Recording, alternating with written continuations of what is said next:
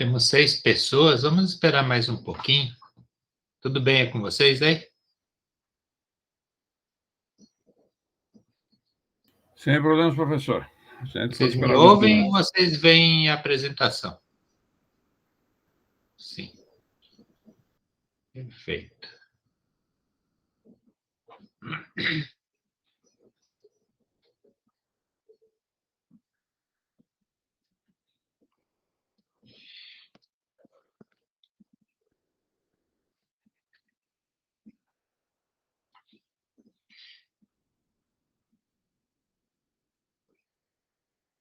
Já temos 7 pessoas, faltam só 43.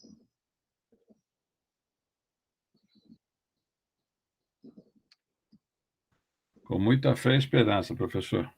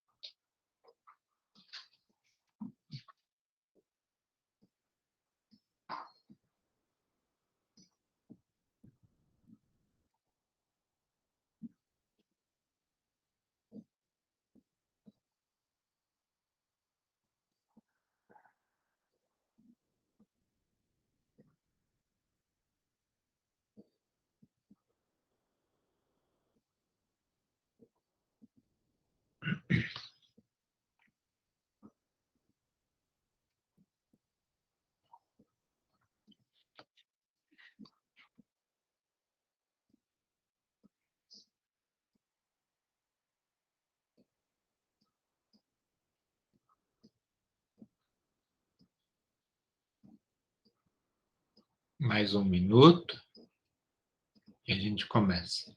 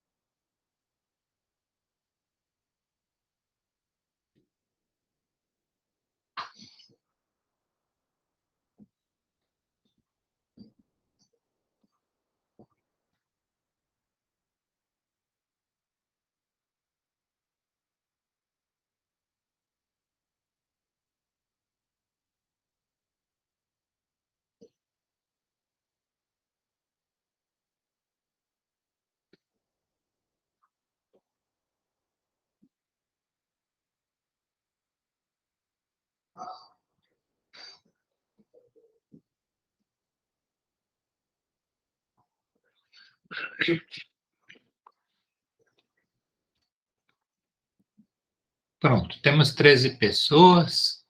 Bom dia para todo mundo, sejam todos bem-vindos. Na quarta-feira passada, eu trouxe essa figura aqui para vocês, mas eu não consegui explicar ela para vocês. A gente não conversou sobre ela porque ela estava muito pequena, então eu não enxergava o que tinha na figura. Aí eu já trouxe ela de novo, só que eu trouxe ela num tamanho grande. Então hoje a gente pode olhar para ela e pensar um pouco a respeito. É um grupo espacial um pouco complexo, porque tem muitos elementos de simetria. Então vamos olhar para ele. Ele pertence ao sistema tetragonal, está escrito aqui, né?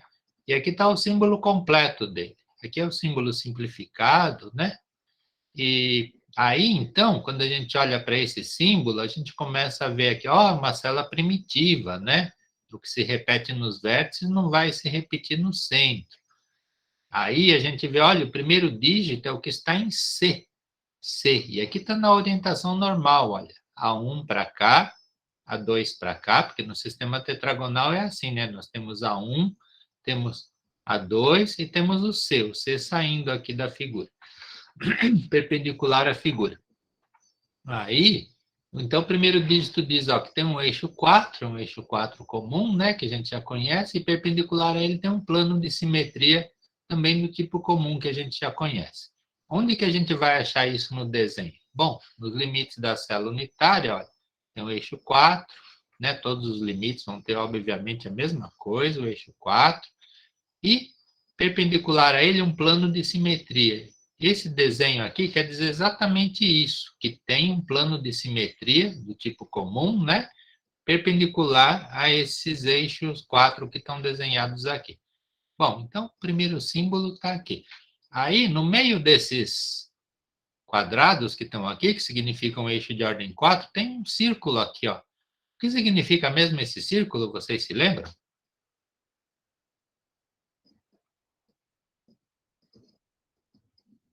Esperando respostas. Centro de simetria, muito bem. Olha aqui quanta gente já percebeu que é um centro de simetria. E realmente devia ter centro de simetria, né? Por quê? Porque eu tenho eixos pares e perpendicular a esses eixos pares eu tenho planos de simetria. Se eu tiver plano de simetria perpendicular a um eixo par, todos eles precisariam ter, né? Por isso que todos eles têm o plano perpendicular aqui. Muito bem. Então, já sabemos a primeira parte, o que significa. Vamos para a segunda parte. A segunda parte de um símbolo no sistema tetragonal, qual o significado dela? Vamos relembrar o significado do símbolo da segunda parte do sistema tetragonal. Vamos pensar, vamos relembrar. O que significa a segunda parte do símbolo? Aquilo que a gente aprendeu na primeira parte, né, do curso. O que significa o segundo dígito? As arestas? Não, não é as arestas, viu, Camila? A1 e A2, muito bem, Eduardo, muito bem. A1 e A2, aqui é o que está em C, aqui é o que está em A1 e A2. A1 está para cá, A2 está para cá. Então, vamos procurar eixos 2, 1 aqui no A1 e no A2. Mas aí eu vejo, cadê aqui, ó? Cadê esse eixo 2, 1? Onde estará o eixo 2, 1 que não está aqui? Né? Era para estar aqui, era para estar aqui. Cadê ele? Ah, ele está deslocado. Isso sempre acontece, né? Eixos 2, 1, né? Por causa de translação, essas coisas. Em vez de ele estar aqui junto, não, ele está para cá, ó. Esse é um eixo 2, 1. Eu sei que ele é um eixo 2, 1. Ele está aqui paralelo ao papel, né? Está deitado aqui, ó. Está deitado, ele começa ali, termina aqui embaixo. Paralelo ao papel. E eu sei que ele é 2, 1, por quê? Porque ele só tem um pedaço desenhado aqui, né? Na semana passada a gente não conseguia enxergar porque estava muito pequena a figura, mas agora a gente vê aqui, ó, o eixo 2, 1 está aqui, realmente. Tá? Aí, eixo 2, 1 estão aqui, ó, no A1 e um aqui no A2. Os dois deslocados da sua posição esperada, né? E aí, diz aqui, ó, que perpendicular a eles existe um plano B. Plano B é um plano de deslizamento que faz com que as imagens fiquem deslocadas na direção de B. Aí, eu vejo ó, que perpendicular a esse eixo 2, 1, tá aqui, ó. Esse daqui é o plano perpendicular a esse eixo 2, 1 que está aqui. Já o outro eixo 2, 1, que está aqui, ó, perpendicular a ele também, ó, tem um plano aqui. Opa, tem um plano aqui também. Tá? Isso vai se repetir depois, né? Aqui, né? Vai se repetir. Mas então, nós já vimos isso daqui, ó. Eixo 2, 1 com o B perpendicular. Aí, aqui diz, olha, bom, então, aqui já vimos, tá tudo certo, tudo bem. Aí, tem um terceiro dígito aqui, que diz aqui, ó, eixo 2 comum, com M, né? Plano também comum, perpendicular a ele. Aí a gente começa a pensar, mas o que significa esse dígito? Nós já vimos o de C, A1 e A2, e esse terceiro, o que significará isso? A gente começa a pensar, relembrar o passado. Então, digam para mim, o que significa esse terceiro dígito para o sistema tetragonal?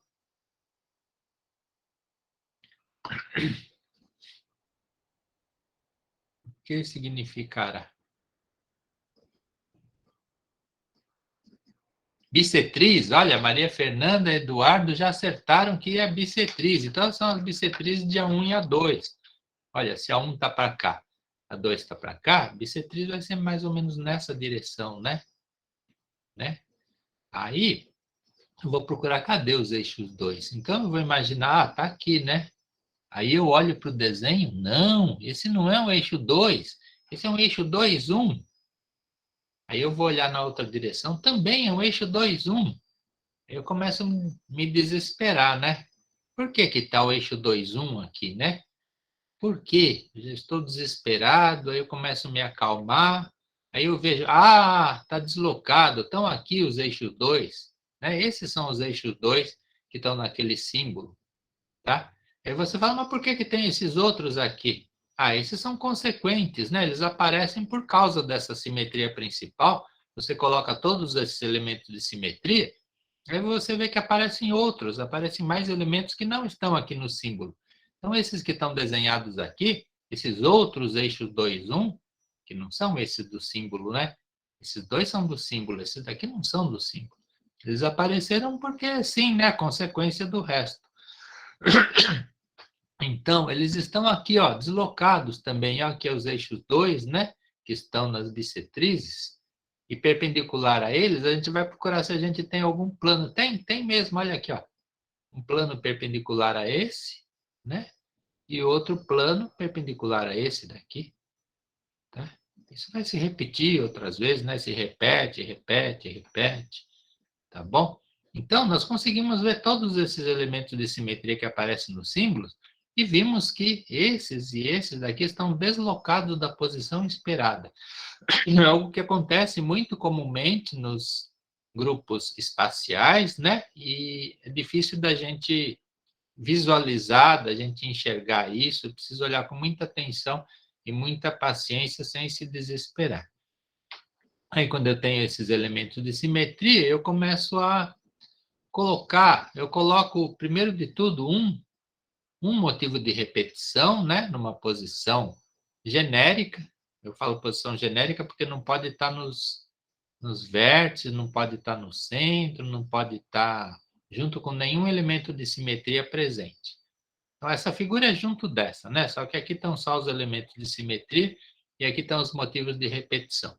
Eu coloco aqui um círculo com um sinal de mais em cima e começo a ver o que vai acontecer com ele, né? Aí, pacientemente, eu vejo, olha, aqui tem um eixo 4, né? O que faz um eixo 4?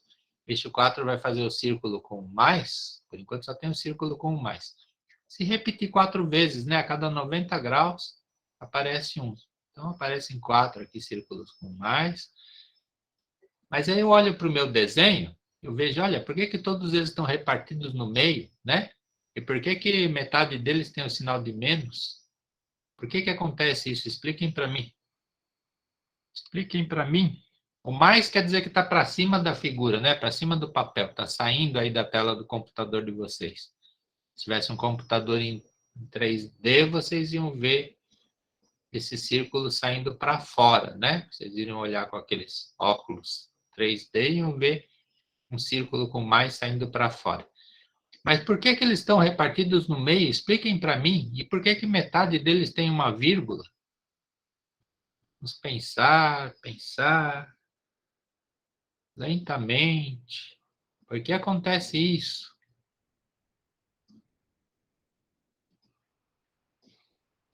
Vamos pensando. O que significa que o círculo está repartido no meio? Metade não tem a vírgula, metade tem a vírgula, metade tem o sinal de mais, metade tem o sinal de menos. Expliquem para mim, por favor. Pode abrir o microfone, falar, viu? Pode escrever. Seria por causa do eixo M perpendicular a C. Está quase certo, né? Alguém podia dizer para mim o que tem de errado nessa frase que esse aluno falou? Seria por causa do eixo M perpendicular a C. O que tem de errado nessa frase? Tem um único erro aí. Qual é esse erro? Vamos ver, alguém está procurando erro na frase do aluno.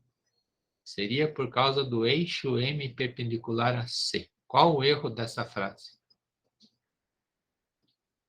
Porque esse aluno erraria plano, muito bem, ele mesmo percebeu, plano M perpendicular a C, parabéns, exatamente, olha, aqui eu tenho um plano perpendicular, então ele vai pegar os 4 círculos que estão em cima e vai produzir a imagem deles num plano para baixo do papel, né? Para baixo da imagem que está aqui.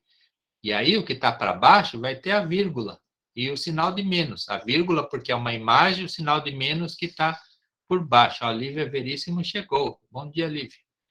Então, esses 4 que estão aqui em cima, 4 que estão embaixo, são gerados pelo 4 sobre M. E aí eu pego e repito esses 4 que eu já acabei de desenhar nos limites da minha célula unitária. E aí eu começo a brincar com esses outros eixos, né? Os eixos 2, os eixos 2, 1 que estão aqui. Aí os eixos 2, 1 vão fazer, por exemplo, esse eixo 2, 1 que está aqui, né? Esse eixo 2, 1. Imagina que o eixo 2, 1 aqui, deitado. Ele ia pegar aqui, esse círculo aqui com mais e com menos, e repetir bem aqui, né? Bem aqui em volta, né? A gente tem que imaginar ele girando aqui.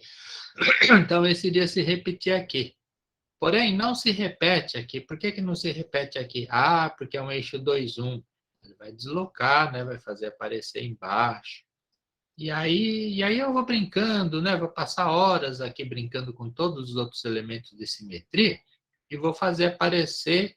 Então, vão aparecer aqui, ó, esses 4 círculos que estão aqui no meio, né? Que não estavam antes.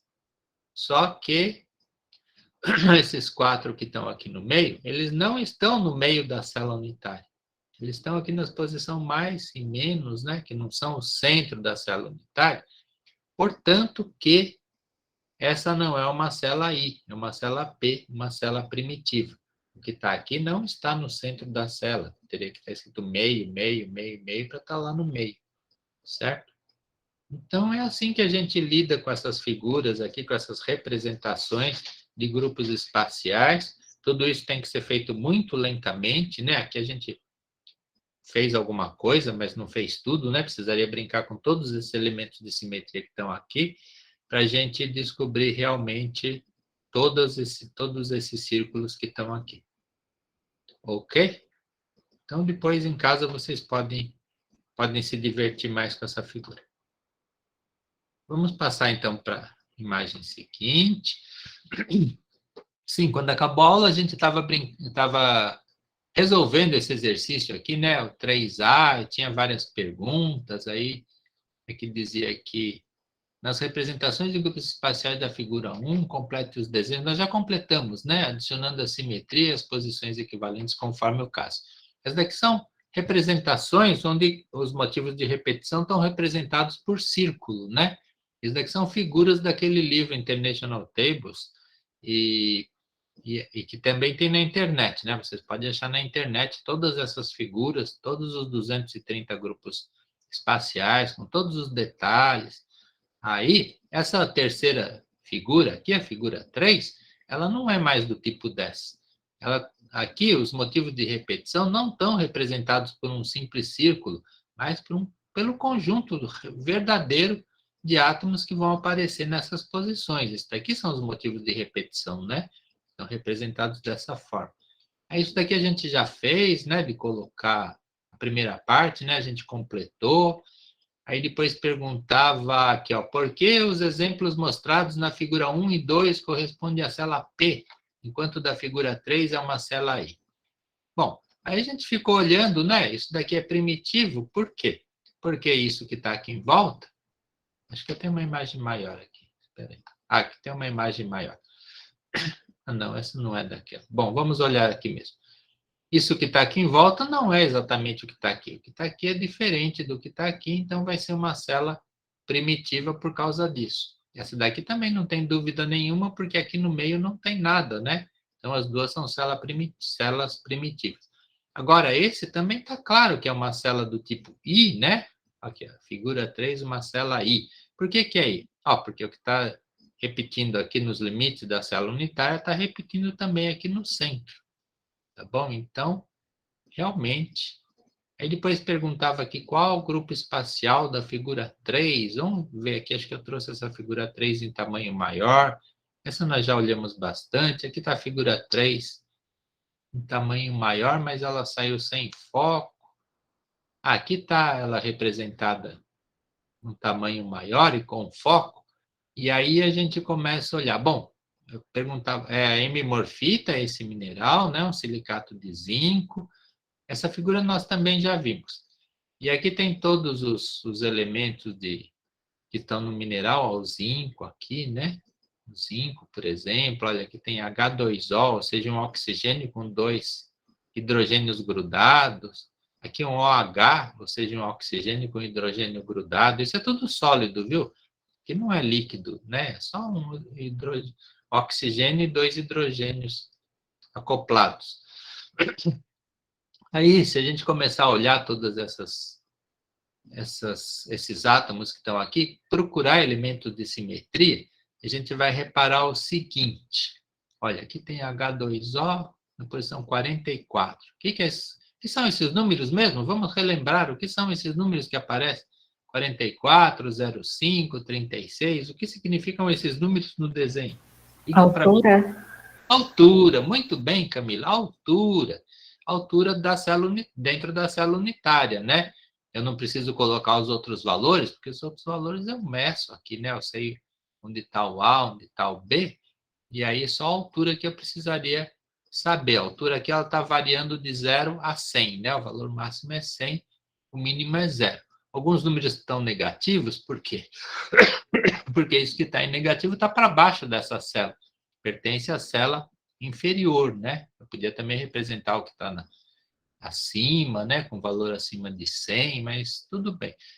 Aí, eu estava dizendo que a gente começa a olhar para esses números, a gente vai ver elementos de simetria. A gente vai perceber que aqui, olha, tem um plano de simetria, né? Um plano de simetria. Aí eu vou perceber que aqui também tem um plano de simetria. Depois vocês façam lentamente na casa de vocês, né? Um plano de simetria, porque tudo que está do lado de cá é como se tivesse a imagem do lado de cá. Eu vou ver em outros locais, né? Eu vou ver em um monte de lugar aqui, planos de simetria. Então, olha aqui. E aqui está o símbolo que vocês vão descobrir, né? Quando fizerem o exercício. I porque é de corpo centrado. M porque existe um plano de simetria perpendicular a A. Aqui é A, B e C, né? Porque é o sistema ortorrômbico. Então, primeiro é A, segundo B, terceiro C. Então, o M sozinho significa que está perpendicular ao A. M sozinho que está perpendicular a B. Então, se A é para cá, então perpendicular a ele vão ser os planos que estão aqui, aqui vai ter outro plano, aqui vai ter outro, né? Se a gente imaginar continuação dessa estrutura.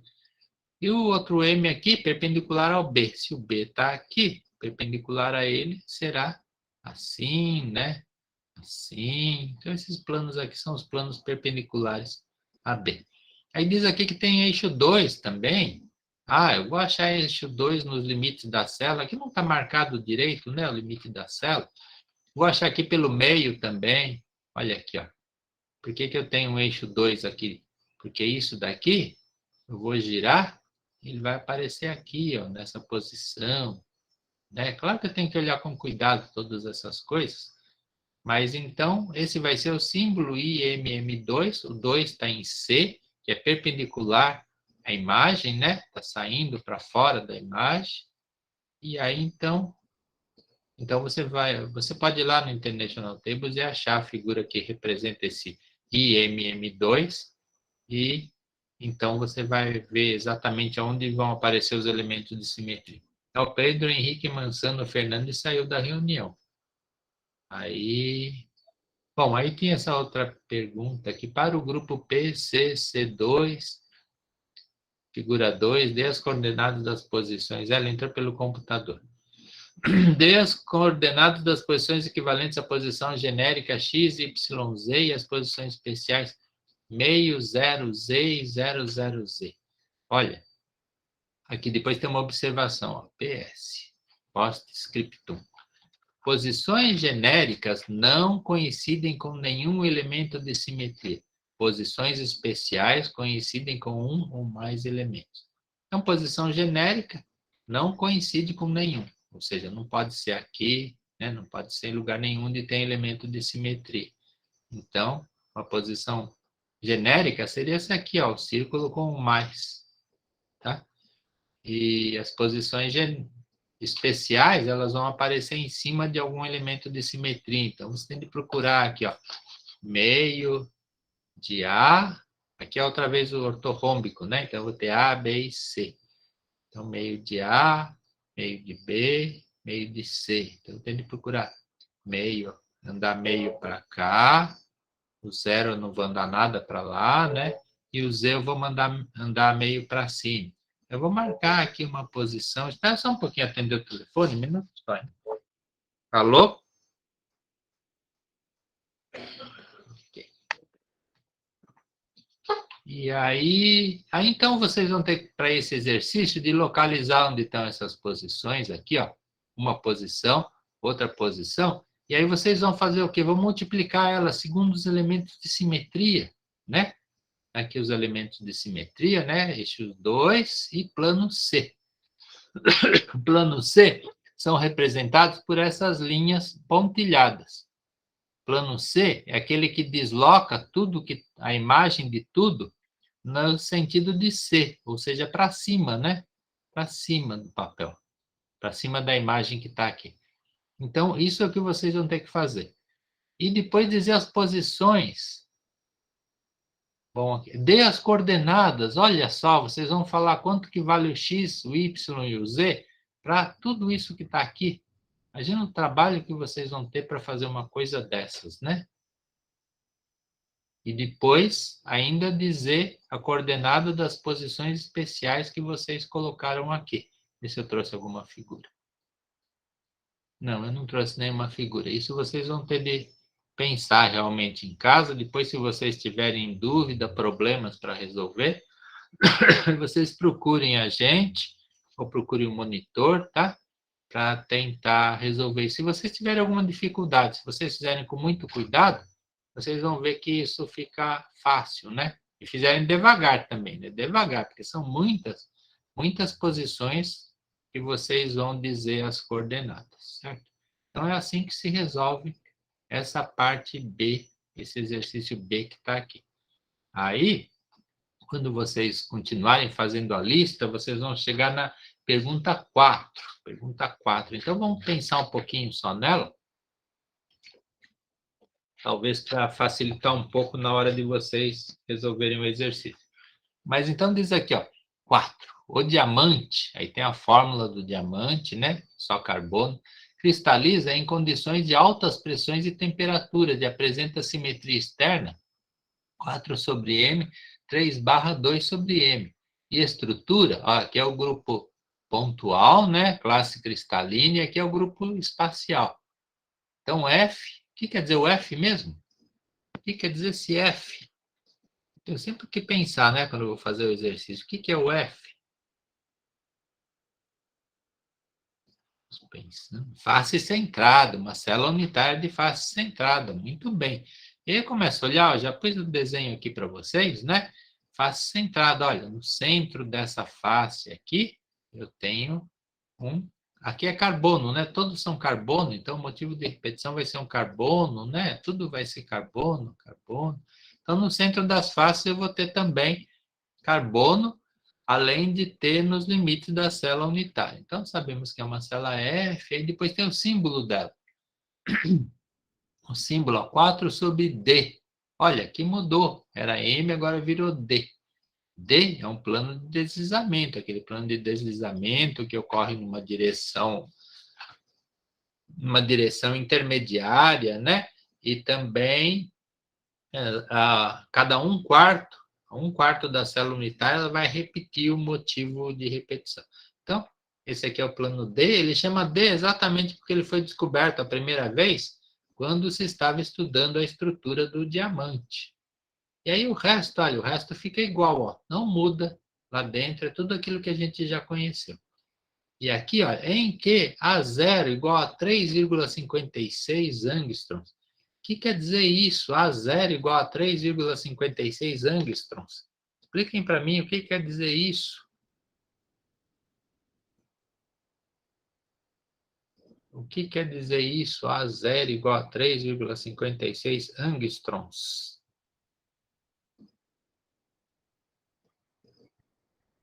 Pensando, pensando. Isso, exatamente, o tamanho, né? Tamanho de cada eixo aqui, né? Cada dimensão da célula unitária aqui, todos eles vão ser iguais, né? É uma célula cúbica e todos eles vão ter esse tamanho aqui, 3,56 angstroms. Aqui está visto de cima, então esse tamanho é 3,56, esse também, e o que tiver aqui para cima também, certo? Então, cada tamanho da célula unitária, cada parâmetro da célula unitária vai ter esse tamanho. Aqui, no caso, são os três iguais, porque é um mineral do sistema cúbico. Ou seja, aquilo que no passado a gente conhecia como eixo cristalográfico, agora ganhou dimensões, né? E passou a se chamar parâmetro de célula. Os eixos cristalográficos não tinham dimensões, né? Eles diziam só de equivalência, mas agora que a gente está olhando aqui para a célula unitária, as células unitárias sim têm tamanhos, né? E os átomos dentro de uma célula unitária não estão assim tão afastados, eles estão muito próximos, né? Eles estão praticamente grudados um no outro, mas quando a gente faz o desenho, a gente coloca eles longe para perceber melhor a simetria. Então tá bom. Aí diz aqui, ó, nessa estrutura tem-se átomos de... Aqui saiu errado, é maiúsculo, viu? C maiúsculo, consertem aí. De carbono nas posições XYZ igual a 0, 0, 0. Esses são os limites da célula unitária, né? Aqui embaixo é o 0, 0, 0. 0 de A1, 0 de A2, 0 de A3. E aí, eu tendo nessa posição, eu vou também em todos os 8 limites da célula unitária. Mas aí diz aqui também que vai ter átomo de carbono na posição 1 quarto, 1 quarto, 1 quarto. 1 quarto, 1 quarto, 1 quarto. Ou seja, eu vou pegar aqui no 0 e vou deslocar 1 quarto de A1, 1 quarto de A2, 1 quarto de A3 e vou colocar esse novo átomo de carbono que apareceu aqui. Aí, como para cada átomo de carbono eu vou ter um outro acoplado, usando um vetor dessas direções que estão aqui, nessa direção que está aqui, aí eu vou ter para cada um deles, ó, eu vou ter um equivalente. Vou pegar qualquer um deles, eu vou ter um outro equivalente numa determinada posição. Ou seja, eu vou pegar todas as posições que eu tinha na minha célula unitária, né, nos limites e no centro das faces, e vou somar 1 quarto, 1 quarto e 1 quarto. E vou achar, então, quem são os outros átomos de carbono que existem, além daqueles que estão na posição, nos limites da célula unitária e no centro das faces da célula unitária. Eu vou ter aqueles 8, né, que estão nos limites, mais aqueles outros 6 que estão no centro de cada uma das faces, e vou ter mais um pacote aqui, né, 1 quarto, 1 quarto, 1 quarto. Isso dá um certo trabalho, né, mas fazendo lentamente também a gente consegue. O que tem de importante nesse exercício é que para resolver ele, para resolver o exercício, vocês não vão precisar usar esses elementos de simetria nenhum que estão aqui. Tá? Só saber que é uma célula de face centrada, e sabendo essas duas posições, você já descobre o resto. O que é o resto? Ah, o resto diz aqui, ó. Faça um esquema da estrutura do diamante em escala adequada. O que quer dizer em escala adequada? Ah, eu sei que é do sistema cúbico, então os tamanhos precisam ser os mesmos. A1, A2 e A3 da célula unitária, que a gente vai representar por um número só, chamado de A0, né? Aí, então, eu vou fazer o esquema da estrutura, isso que está aqui, já feito. adicionando uma projeção no plano 0010. O que quer dizer plano 0010? Ah, é um plano paralelo a A1, paralelo a A2 e perpendicular a A3. Ou seja, eu vou olhar a célula aqui por cima. E esse zero quer dizer o quê? Ah, que eu vou desenhar os átomos que estão aqui embaixo. Eu vou projetar, vou desenhar esses que estão aqui, ó. Esse. Esses 4, né? Não vou desenhar os 8 que estão em cima. Aqui é a posição 000. Aí eu vou ver as posições dos outros todos. E vou desenhar os átomos a mais que vão aparecer aqui no meio de carbono. Aqui, ó, 1, 2, 3, 4. Aparecer outros 4 lá no meio da célula unitária. E aqui eles já estão com a coordenada, com a última coordenada, né? Essa daqui, que representa o A3. Então, isso que vocês vão fazer, vão localizar esses outros. Aqui já está representada o terceiro dígito, o primeiro e o segundo vocês vão ver aqui, né? Medir aqui, ó. Esse que está aqui, ó, por exemplo. Vamos dar aqui, ó, um quarto, né? Um quarto de A1, um quarto de A2, ó, tá aqui. Um quarto. Esse é um quarto. Tá? Ô, professor, Fala. nessa projeção que você fez aí, a origem tá ali em cima na esquerda, né? Isso, aqui. Se eu É convenção isso. Ah, se eu fizer com a origem embaixo ali na esquerda, então Aí tá fora errado. das convenções, é. Ah, tá. Tá Aí bom. você teria de fazer o... Não, né? Não deveria fazer assim. Mas se alguém desenhasse por algum motivo, para comparar com alguma outra estrutura, teria que mostrar que o A0, então, está crescendo para cima, né? O A1 está crescendo para cima, em vez de crescer daqui para cá, né? Porque a convenção é ele sair daqui, o 0, e chegar aqui no 1. Essa é a convenção do A1. O A2 é ele sair daqui e chegar aqui. Aqui é 0 de A2, aqui é 1 de A2. Agora, se você fizer outro tipo de orientação, por algum motivo, você tem que dizer, olha, meu A1 está crescendo para lá, meu A2 está crescendo para lá, tá? Mas não é aconselhável fazer isso, é aconselhável você fazer nas orientações padrões que estão aqui, ok? Tudo bem? Tudo bem. Professor, Oi, fala.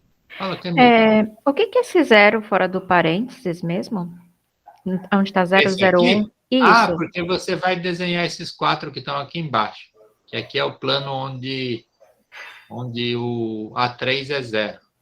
Então é tipo a altura? Zero, a altura, exatamente. A altura 0 do A3. Ah, tá Você bom. não vai desenhar esse daqui de cima, né? Uhum. Né? Que a coordenada aqui do A3 seria 1. Então, aqui está pedindo para você desenhar projetando usando esse plano aqui de baixo, na sua projeção. Ah, Ok? ok, obrigada. Esses 4 que estão no limite são esses 4 que estão aqui embaixo. Aí depois, bom, vocês vão fazer tudo isso, né? Vocês podem somar numericamente, é o mais fácil de fazer. Primeiro você vê a coordenada de cada um desses 8 que estão aqui, e aí você soma um quarto a todos eles e vê onde que vão aparecer os átomos de carbono adicional. Alguns deles vão ficar fora da célula unitária, você não precisa desenhar aqui, porque eles já são dos vizinhos, né? Não são mais seus. E aí, depois que você fizer tudo isso, aí pergunta aqui, qual o valor de Z, número de átomos de carbono por célula? Olha, aqui já está sendo usada uma definição que não é aquela orientação, aquela definição padrão de Z, né? Isso é uma coisa assim que também não vai ter muita importância para a gente, né? Mas aqui você vai contar o número de átomos de carbono por célula, você vai ver, bom, é uma célula de face centrada, primeiro de tudo você vai pensar assim, toda célula de face centrada, eu vou ter um valor de Z igual a 4. Isso é verdade, né?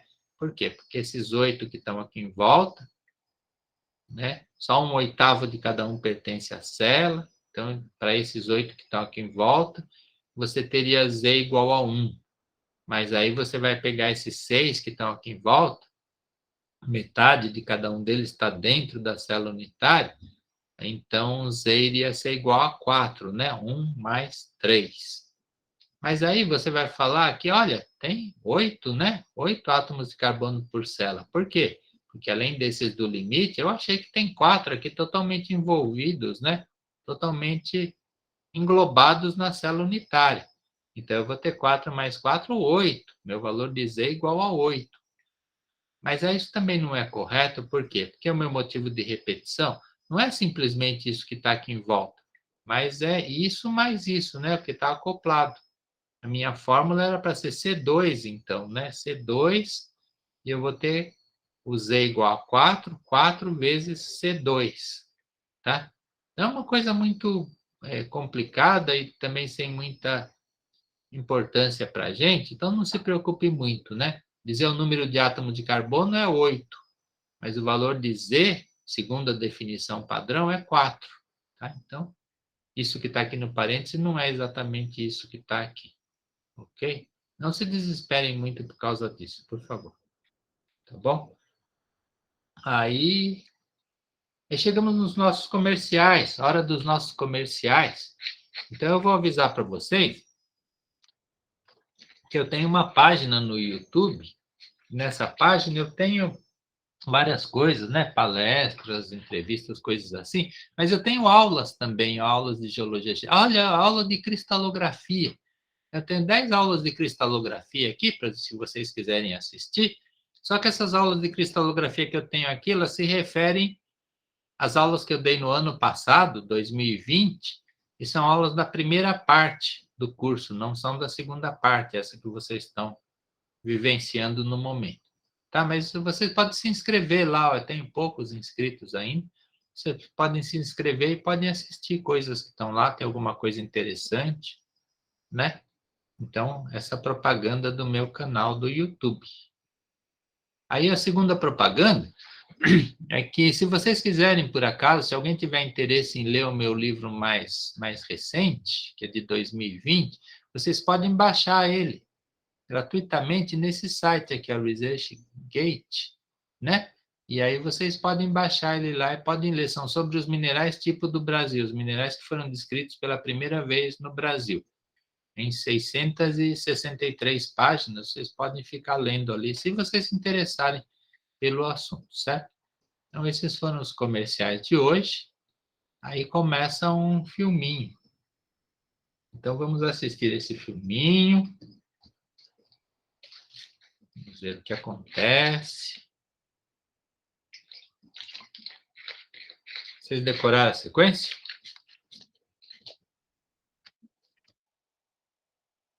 A Vitória gostou.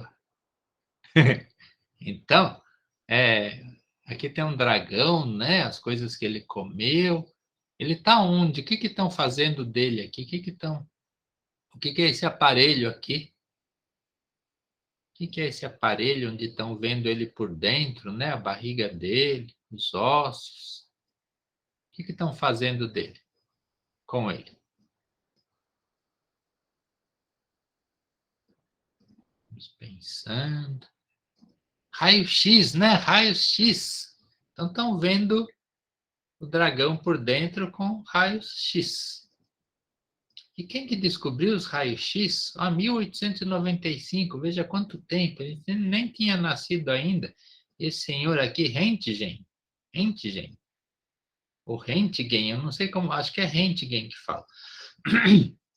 Ele descobriu os raios-X nesse ano aqui. Ele publicou um trabalho aqui, Anais de Física e Química, né, em alemão, que está o volume inteiro dos anais. E aí, então, foi uma coisa muito importante. Só que nos primeiros anos, para que eram utilizados os raios-X? A Jennifer chegou, ela está participando. Então, para que eram usados os raios-X inicialmente? Só para medicina, né? Para fazer chapa do pulmão, para ver quão escuro estava o pulmão da pessoa, porque ela fumava. Então, o raio-X era usado para isso. Para fazer um chapa do pulmão, né? Para a pessoa levar no emprego dela, não só do pulmão, né? De outras partes da pessoa. Aí aquela pessoa que descobriu os raios-X, ele ficou muito, muito famoso. Aqui a primeira radiografia que ele fez, vejam que tem um anel aqui, né, no dedo. A primeira radiografia que ele fez não foi da mão dele, foi da mão da esposa dele. Porque ele tinha medo, né, do que ia acontecer de pôr a mão na frente dos raios-x, né? O que poderia acontecer? Ele pegou e colocou a mão da senhora esposa dele e conseguiu a primeira imagem de difração de raio-x. Ele ficou muito famoso, né? Não, isso é verdade, viu? É verdade. A esposa Aí, ficou muito puta quando soube que ela virou cobaia. sim, mas veja que depois, né, quando fizeram o selo, ó, fizeram um selo em homenagem a ele, na mão com a aliança ainda. Mas quando fizeram o selo em homenagem a ele, olha aqui, é um selo na Alemanha também, né? É aqui na Alemanha. Aí, olha, eles modificaram aqui a imagem e tiraram aqui a aliança, né? O anel do dedo da esposa e deixaram sem aqui, né? Para não dizer, né, que era realmente da esposa dele. E aí ele ficou famoso, fizeram um selo, fizeram moedas, olha, moedas aqui, 10 marcos alemães, né, em 1995, tudo em homenagem a ele. Aqui é no centenário, né, porque ele descobriu em 1895, em 1995 fizeram uma moeda em homenagem a ele por causa disso. Tiraram, né, acabou o casamento, eu não sei da história dele, viu? Apesar de que fizeram um filme, ó, fizeram um livro a respeito da história dele, fizeram vários selos lá na República Togolesa, mas eu nunca assisti o filme, então não sei a história realmente dele, se a mulher separou dele, o que aconteceu. Mas aí, nessa época em que ele descobriu os raios-x eram usados só para aqueles fins, né, medicinais. E como que as pessoas estudavam minerais? Como que as pessoas estudavam minerais naquela época? Simplesmente simetria externa, né? Ficava olhando as faces, falava, olha, mediam ângulos, falava, olha, essas faces aqui são de um prisma, essas outras faces aqui são faces de pirâmide, essas outras são não sei o quê. E as pessoas mediam todos os ângulos, faziam isso tudo muito detalhado dos cristais, mas aí não conseguiam enxergar o cristal por dentro, não conseguiam ver aonde estavam os átomos do seu arranjo interior, os planos de deslizamento, eixos helicoidais, ninguém conseguia fazer isso, né? Quando o cristal era muito simples, por exemplo, aqui, ó, pirita, né? Que tinha poucos átomos, né? Fe, S2, a fórmula da pirita. E aí a pessoa conseguia imaginar como que era a estrutura, né? Era só na imaginação, porque não conseguiam realmente ver os átomos lá dentro. A pessoa podia fazer contas, né? Falar, ó, deve ter um átomo aqui, um átomo ali. Aí, quando a pessoa via um mineral desse jeito, né? Aqui, quando via aquele ali, falava, deve ter um arranjo estrutural dentro, os átomos devem estar todos organizados para que apareçam essas faces limitantes nos cristais. Mas e aí, quando elas viam um mineral desse jeito, né? O que elas pensavam a respeito desse mineral? Digam para mim.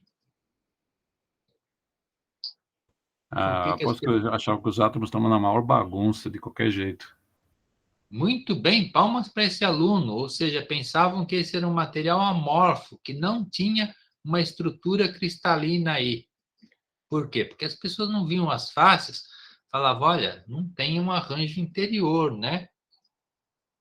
Esse era o pensamento. E as pessoas também não tinham microscópio eletrônico. Esse daqui é malaquita. Malaquita é carbonato de cobre. Ele efervesce igual a calcita. Se colocar ácido clorídrico, ele efervesce igualzinho a calcita.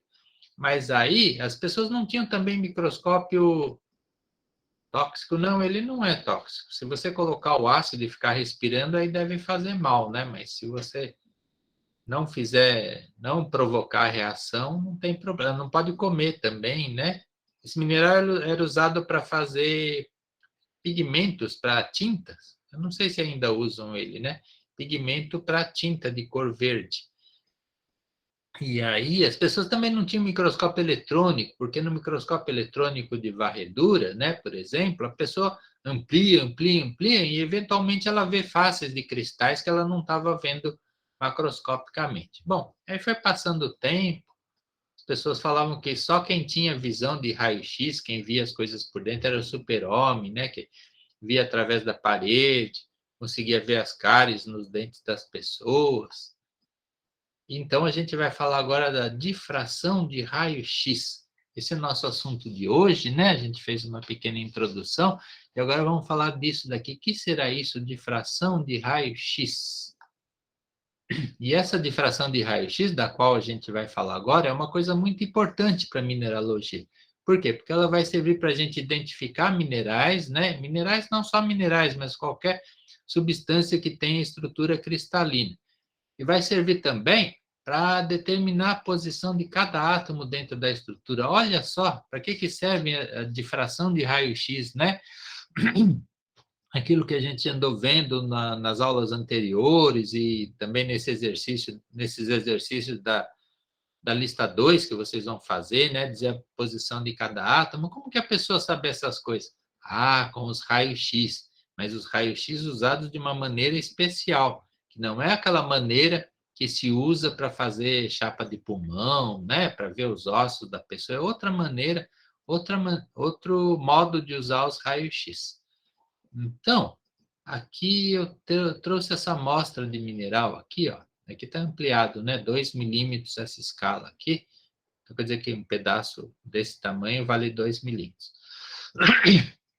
Aí, então, no passado, quando a pessoa pegava uma amostra desse tipo, né? Um pedaço de rocha assim, ela ia falar, olha, aqui tem 3 minerais, né? Esse daqui que são as placas aqui incolores, a branco. Depois tem um outro mineral aqui branco, ó, esses glóbulos brancos que estão aqui, né? Botrioidal. Depois esse outro mineral marrom que está aqui. Então a pessoa pensava, eu tenho 3 minerais aqui. A princípio, imagina-se isso. Aí, hoje em dia, aquilo que eu falei para vocês, olha, microscópio eletrônico de varredura, que amplia muito. Ixi, aqui eu cortei a escala, né? Não dá para ver aqui, mas alguns micrômetros, né? Micrômetros, bem pequenininho isso. Então, eu peguei aquele mineral marrom, aquilo que seria um mineral marrom, e coloquei aqui no microscópio eletrônico de varredura. Eu cortei ele aqui, né? Isso daqui é uma face plana, ele está cortado. Aí o que diz? O que diz esse microscópio eletrônico de varredura? Ele mostra variações de cor, variações de cinza, né? De branco até preto. E essas variações de cor correspondem a composições químicas diferentes. Quanto mais clara for a cor, quanto mais clara, mais elementos pesados existem na fórmula desse mineral. Então, olhando para essa figura, eu vejo, olha, aquele material marrom não é um mineral, é uma associação de minerais. Eu tenho um mineral aqui, ó, claramente eu tenho esse mineral aqui, ó, de cores mais claras, e tem um outro aqui de um cinza mais escuro, talvez eu tenha um terceiro aqui ainda, né? Uma outra coloração. Eu tenho hábitos diferentes também, olha aqui, ó. Uns cristais aqui que parecem fibrosos, né? Isso tudo é muito pequeno. Aí no microscópio eletrônico de varredura, tem um aqui no Instituto, viu? No futuro, se vocês puderem entrar aqui no Instituto, vocês vão poder conhecer ele. Aí, bom, então eu posso fazer análises químicas, olha só, pontuais. Eu venho nesse material dessa coloração aqui, faço uma análise química. Eu venho nesse outro e faço outra análise química. Eu posso fazer muitas, infinitas análises químicas para saber a composição dos diferentes materiais que estão aqui. E aí eu vou poder, então, falar, olha, esse mineral aqui é uma coisa, esse daqui é outra. Macroscopicamente eu não conseguia ver, né? No passado, quando não existiam esses métodos, as pessoas pegavam aquele mineral marrom, dissolviam e faziam análise química via úmida do total. Então eu falava, olha, aqui eu tenho um mineral que tem tal composição. E publicava aquilo, né? Olha, o mineral tem tal composição. Claro que aquilo estava errado. E você vai encontrar infinitos dados errados na literatura. Nomes de minerais que não têm mais valor por causa disso. Porque no passado a pessoa não tinha como fazer isso, né? Como fazer análise química pontual. Aqui são os resultados que eu obtive do material principal. Esse material principal que está aqui, ele tinha essa fórmula aqui, que eu descobri fazendo análise química. Ó, tinha cálcio, manganês, ferro trivalente, fósforo, né? Ó, água também, H2O. Então, uma fórmula química um tanto complexa que a gente descobre fazendo análises químicas pontuais. Deixa eu aproveitar e perguntar uma coisa para vocês. O que significa esse quadrado na fórmula química? Um quadrado vazio. O que significa isso? Alguém de vocês sabe? Alguém de vocês imagina? Não é um símbolo de um elemento químico, né? Um quadrado. Alguém sabe o que é? Tem 3 linhas, a fórmula é grande, né? Tem minerais com fórmulas muito, muito complexas. Um elemento que pode variar. Não, não é isso. O elemento que pode variar é aquele jogo da velha, sabe? Quando você quer dizer que qualquer elemento pode entrar em tal posição, você desenha aquele jogo da velha. O quadrado significa que essa posição está predominantemente vazia. Você tem a posição estrutural lá, daria para botar um certo elemento químico, mas ela está desocupada, é um vazio estrutural. Aqui nesse caso, como está aqui dentro do parênteses, né? Você tem o quadrado e tem aqui manganês bivalente, aqui era para ser sobrescrito, né? Aqui para ser subscrito, mas saiu mal redigido. Então, quer dizer que você tem essa posição estrutural parcialmente vazia e parcialmente ocupada por manganês. Só que você tem mais vazios do que manganês. Então, assim que a gente representa a forma. Tudo que está entre parênteses quer dizer que está ocupando a mesma posição estrutural. Nessa posição, por exemplo, eu posso ter ferro 3, posso ter magnésio, posso ter manganês. Então, estatisticamente, você vai encontrar variações na composição. Só que aquele que está em primeiro lugar é o que está predominando na sua composição. Mas a gente vai conversar mais no futuro, né? Aí eu descobri que isso daqui era um mineral novo. Olha, nunca ninguém tinha descoberto esse mineral. Aí eu dei um nome novo para ele também, Rui Francoíta, em homenagem ao professor Rui Ribeiro Franco, que morreu há pouco tempo, né? E aí, então, é um mineral novo que foi caracterizado dessa maneira, né? Entre outras coisas, fazendo análise química pontual. E eu descobri que aquele mineral mais claro, de coloração mais clara, era um outro mineral já conhecido chamado sirilovita. E olha a fórmula dele como é diferente, ó. Sódio e ferro trivalente, OH, fósforo, tá bom? Então, estudos que a gente faz de análise química pontuais, mas a gente pode fazer também estudos com difração de raio-x. O que será isso? E aí, pela difração de raio-x, eu descobri, olha, essas cores diferentes aqui, essas linhas diferentes, significam que eu tenho minerais ou compostos químicos, né? Se for um material sintético, material feito em laboratório, eu descobri que eu tenho materiais diferentes associados, coisa que eu não descobria antes dos raios-x, né? Os raios-x foram lá e enxergaram para mim que eu tinha mistura de minerais naquela fase marrom. Vamos fazer um pequeno intervalo? O que vocês acham da gente fazer um pequeno intervalo e voltar daqui a 10 minutos para continuar a conversa? Pode ser? Pode ser, ó. Maria Fernanda concordou. Pode sim. Então vamos fazer. Ó, a Vitória também concordou. Então vamos fazer um intervalo. Estejam aqui daqui a 10 minutos, tá bom? Às 11h09, vocês estejam de volta aqui. Até mais, então.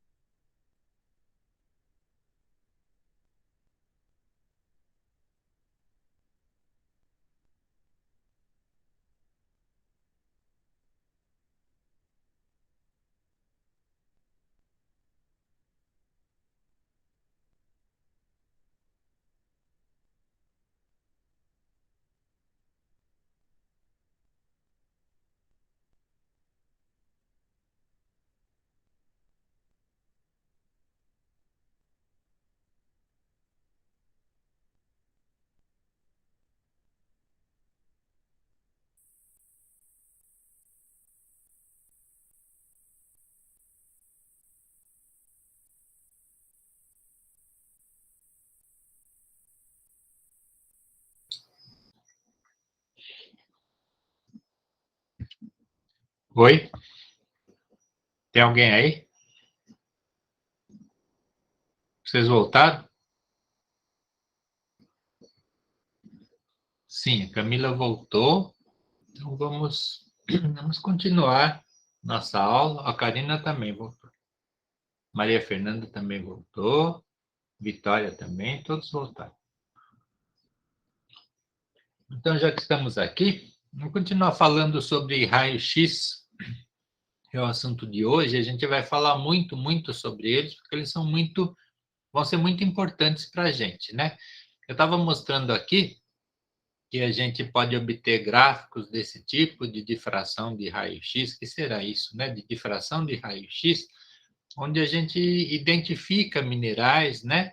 E a gente percebe, às vezes, que não é um mineral, mas que é mais de um mineral associado. Por exemplo, aqui tem um mineral que está marcado com verde, né? E tem outro que está marcado com vermelho, tem um com azul também, mas isso a gente vai continuar conversando aí, só para mostrar a utilidade, né? Eu descubro, por exemplo, que esse material marrom aqui é uma associação de vários minerais. Aí, não é só isso que eu faço com os raios-x, mas eu consigo realmente descobrir a estrutura cristalina. Por exemplo, aquele mineral marrom, eu descobri que ele tinha uma célula unitária que está limitada aqui por esse retângulo que está aqui, ó. Aqui tem um retângulo. Aqui o desenho está feito numa orientação que não é orientação padrão. Veja, o A está crescendo para lá, o B está crescendo para cá e o C está crescendo para cima. Deveria ser o contrário, né? Eu precisaria modificar esse desenho para que o A crescesse para cá e o B crescesse para cá. Mas aí, aqui estão desenhadas posições, ó, por exemplo, P1. P1 aqui, ó, ele está ligado a um tetraedro, que está desenhado um tetraedro. O que quer dizer isso? Quer dizer que aqui tem um tetraedro limitado por átomos de oxigênio e no interior desse tetraedro tem um átomo de fósforo, que aqui está chamado de P1. E aqui eu tenho outro que está marcado como P2. Isso é porque eles não são equivalentes, segundo os elementos de simetria, né? Esse daqui vai aparecer relacionado por outros elementos de simetria que esse que está aqui. Não se preocupe com muito detalhe assim, né? Mas isso daqui chama-se poliedro de coordenação. Quer dizer que todo fósforo vai estar envolvido por 4 átomos de oxigênio. É aí que a gente fala fosfato, né? PO4, o que é isso?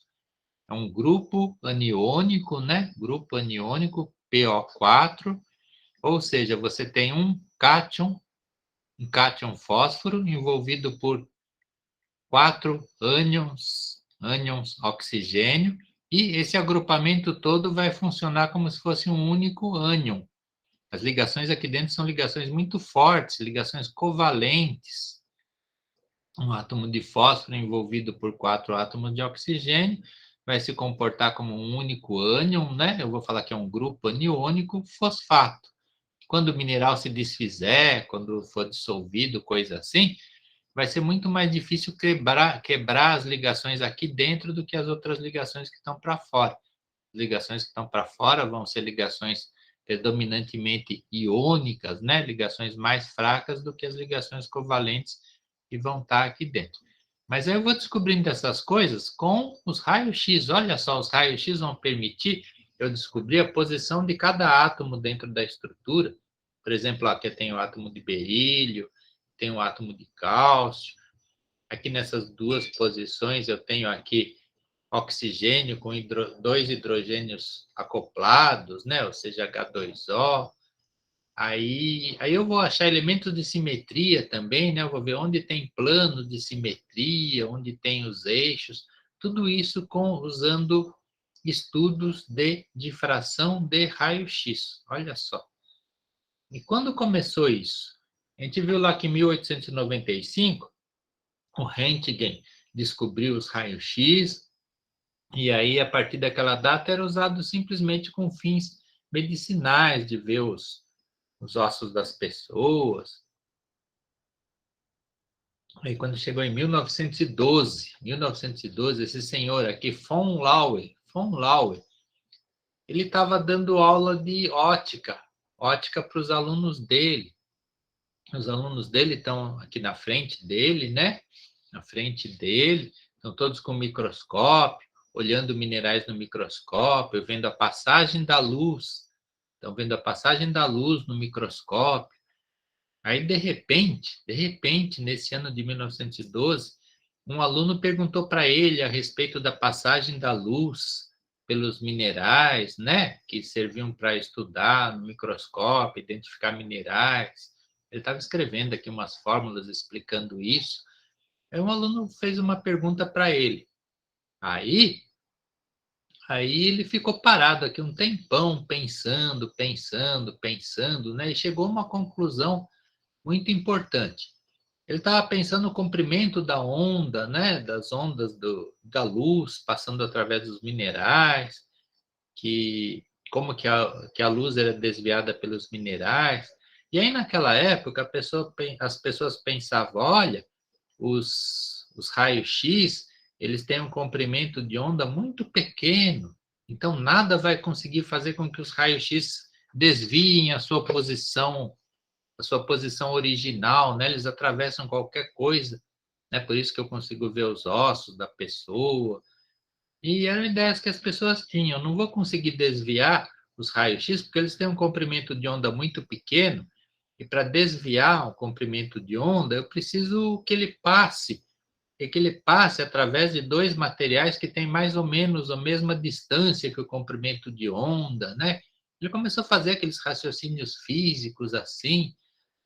Aí ele começou a imaginar estrutura cristalina. Veja aqui, ó, ele está pensando nisso nesse momento, né? Estrutura cristalina, qual a distância que separa um átomo de outro, qual o tamanho dos átomos.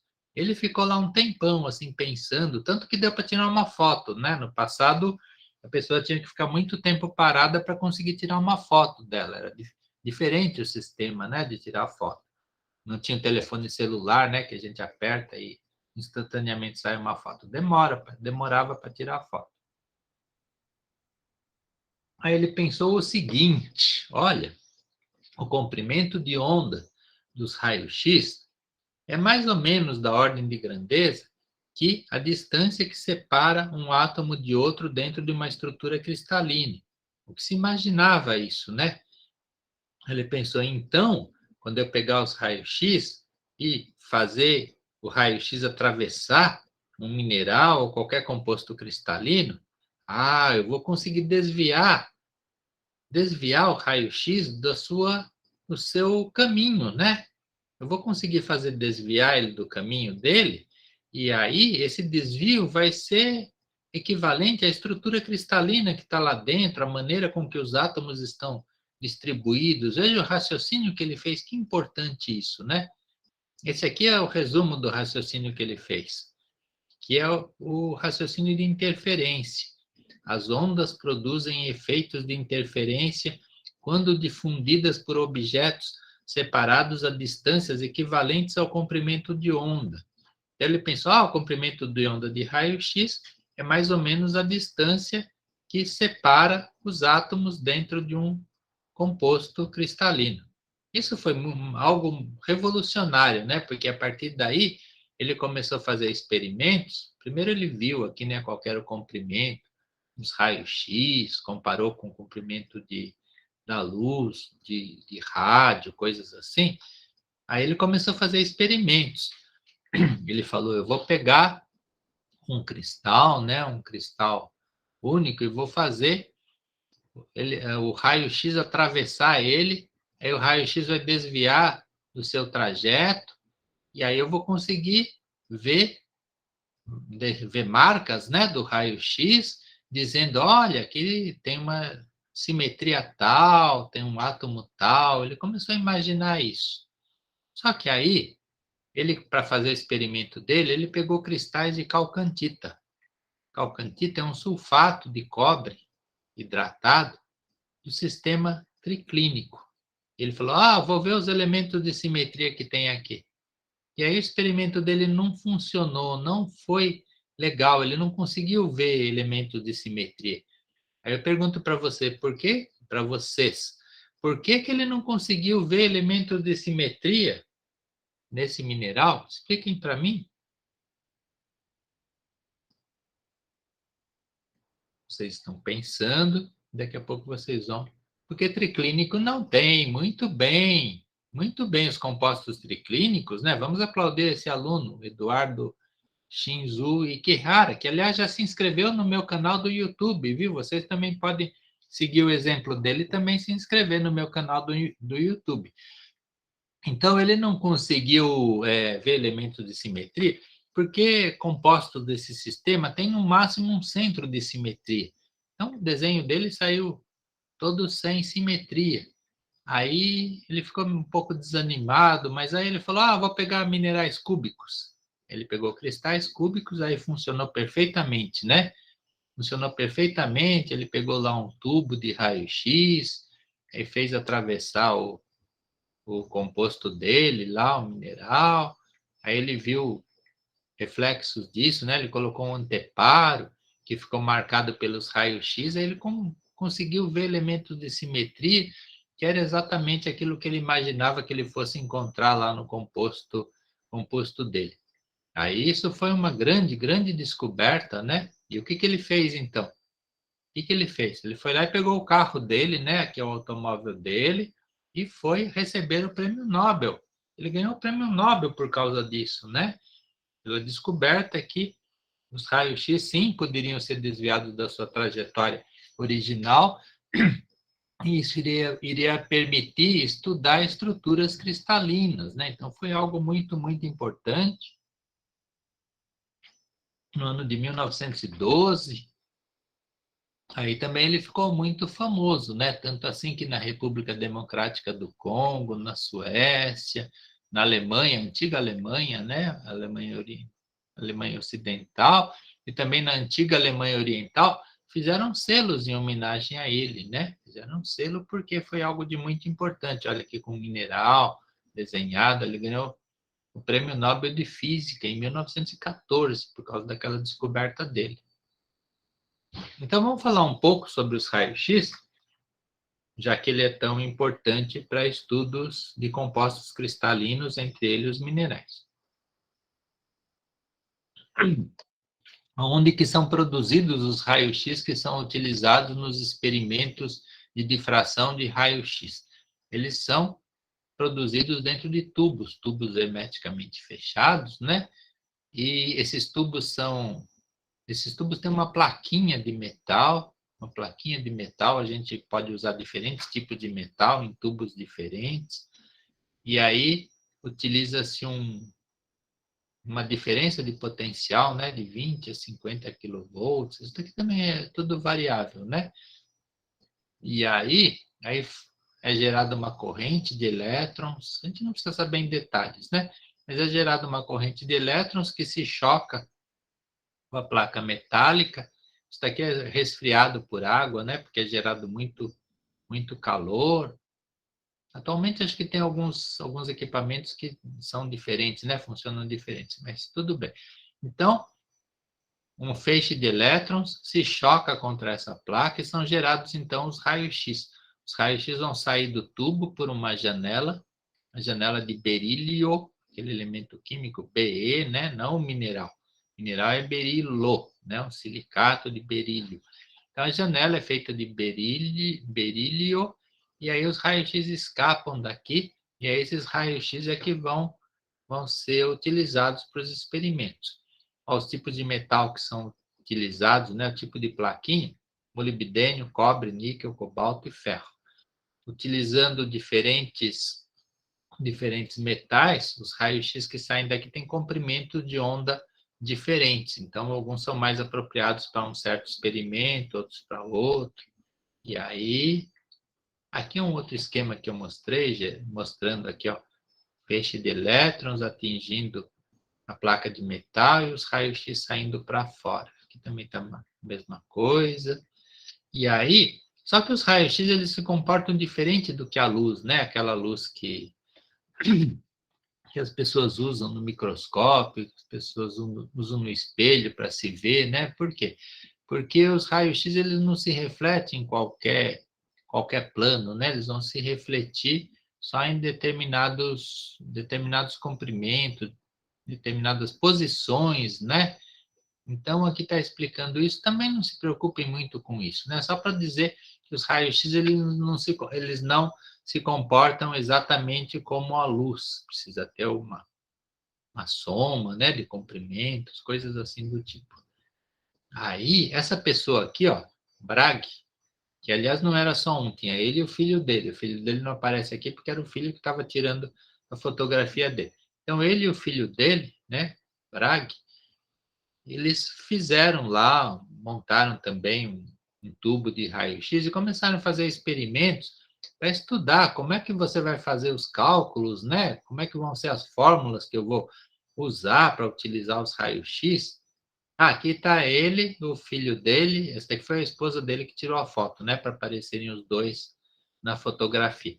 Então, eles dois fizeram estudos lá, estudos geométricos, e deduziram uma lei que ficou conhecida como a Lei de Bragg. Lei de Bragg, que é a que a gente usa até hoje, uma fórmula, né? Que a gente vai usar para relacionar o comportamento das ondas de raio-x quando atinge o material cristalino, para a gente saber as distâncias entre planos de átomos. Olha, aqui é como se fossem planos de átomos, né? De uma maneira simplificada, aqui uns átomos desenhados em preto, e aí tem o raio-x incidindo sobre esses planos de átomos, né? Feixes de raio-x incidindo, aí o raio-x bate nesses átomos, parte continua em frente, né? Parte atravessa os átomos, parte é desviado da sua trajetória original.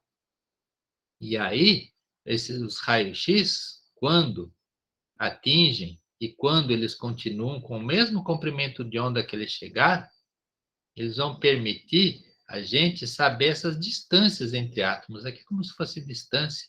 Os átomos, na verdade, eles estão grudados, né, muito próximo no outro, mas a gente vai conseguir descobrir essas distâncias entre planos, né?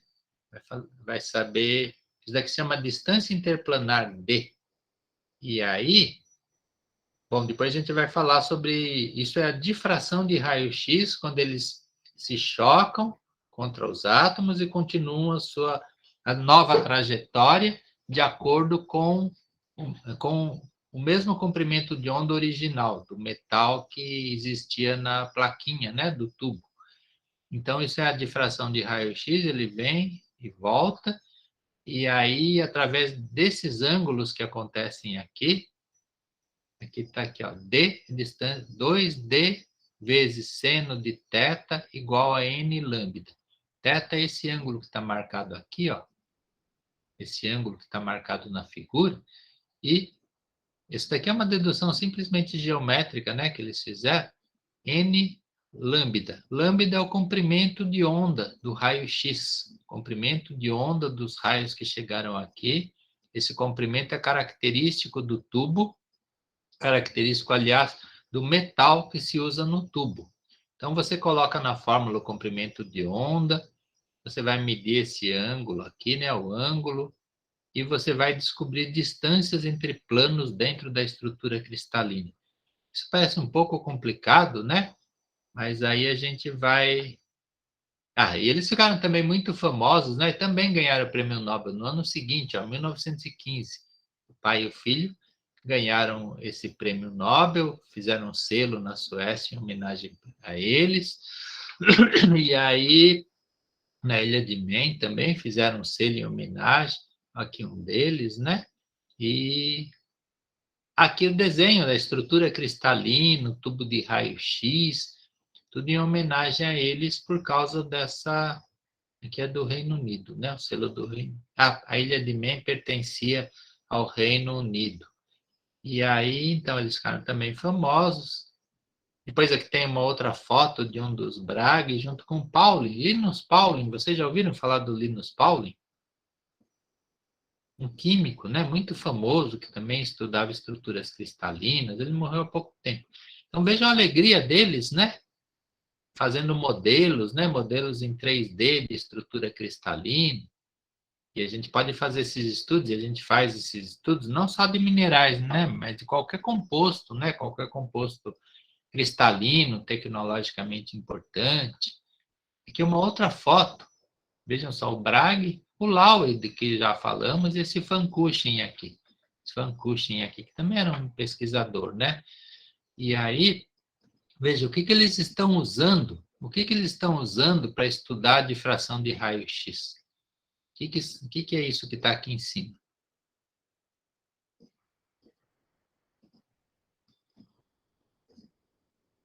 Minerais, isso, minerais. Vejam como são importantes os minerais, né? E aqui em cima tem a célula unitária, que está desenhado um plano, desenho de átomo. Então, vejam como tudo isso é muito importante. E aí, essa outra figura são projeções de células unitárias.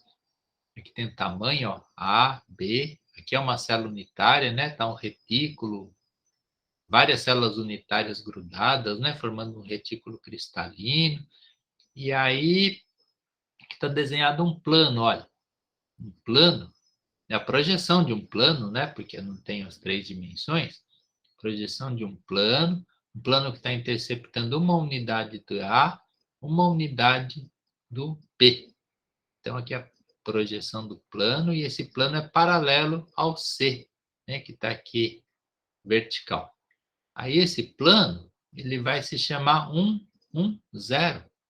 1, 1, 0. Por que ele chama 1, 0? Porque ele intercepta uma unidade do A, uma do B, e é paralelo ao C. Por isso, ele chama 1, 0. E aí, dentro da estrutura, eu vou ter esse plano repetido, N vezes, né? Repetido, repetido, repetido. E aí tem uma distância, né? Entre os átomos desse plano 100 e o outro plano equivalente 110, né? 1010. Aí essa distância é chamada de distância 110. É aquele D que aparece lá naquela fórmula, né? Da equação de Bragg. Equação de Bragg é o D. E aí, quando a gente está fazendo estudo de estrutura cristalina, vocês vão ter um exercício disso aí também, né? Na lista. E aí você acaba descobrindo esses valores aqui, né? A distância entre os planos 1 e 0. Aqui, no caso, nesse outro desenho, aqui um outro plano, o plano 2, 3, 0. Então, a pessoa descobriu aqui a distância entre os planos 2, 3, 0. Claro que dentro da estrutura você tem todos simultaneamente, né? E aí você vai descobrir essas distâncias. Isso vai ajudar você a entender a estrutura e também identificar os minerais. Aí eu pergunto para vocês, olha, esse plano chama 230. Aqui a gente tinha 110, um plano que interceptava uma unidade do A, uma do B e era paralelo ao C. Agora, esse daqui, o que significa esse 230? Digam para mim. Digam para mim o que significa o 230. Vamos pensar.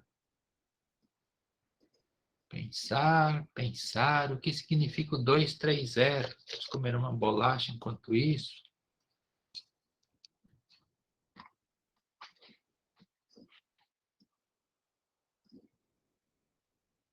O que significa o 230? Digam para mim. Intercepta 2 em A, 3 em B e nada em C.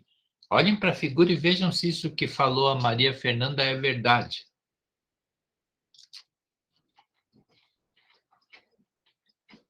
Vejam se vocês concordam com isso.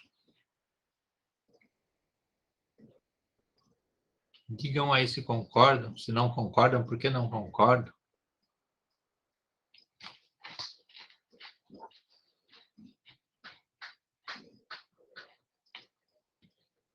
Estaria correta a Maria Fernanda? Haveria algum erro nessa frase? Intercepta 2 em A, 3 em B e nada em C? Então, vamos à solução do nosso problema. Esses símbolos aqui, 2, 3, 0, eles não querem dizer que intercepta uma unidade do A, uma do B, uma do C. Mas esses números são inverso.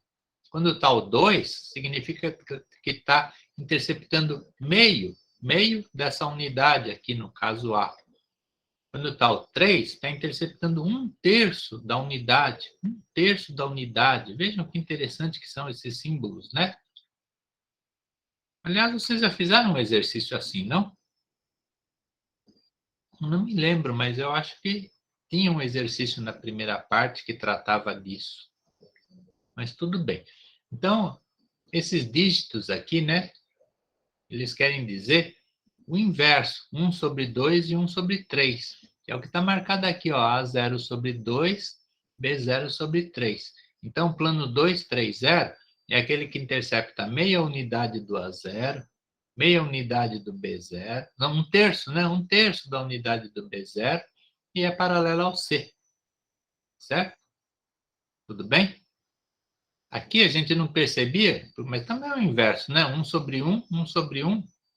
1/1 é a mesma coisa que 1, né? Então, aqui a gente não percebe quando só aparece o número 1, né?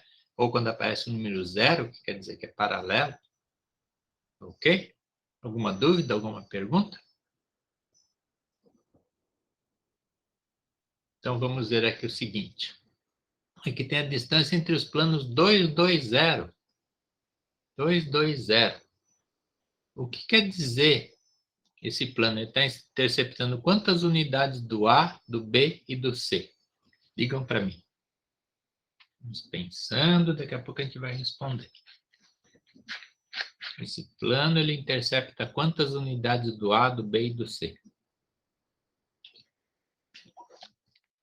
Meio, meio e 0. Muito bem, a Camila acertou. Parabéns, vamos aplaudir a Camila, que ela acertou. Um plano 220, ele intercepta meia unidade do A e meia do B, e é paralelo ao C.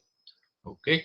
Então, a gente estudando essas coleções de planos, né, de átomos que tem dentro da estrutura, a gente acaba ou simplesmente identificando os minerais, ou a gente até descobre quem são os elementos, onde eles estão, coisas assim.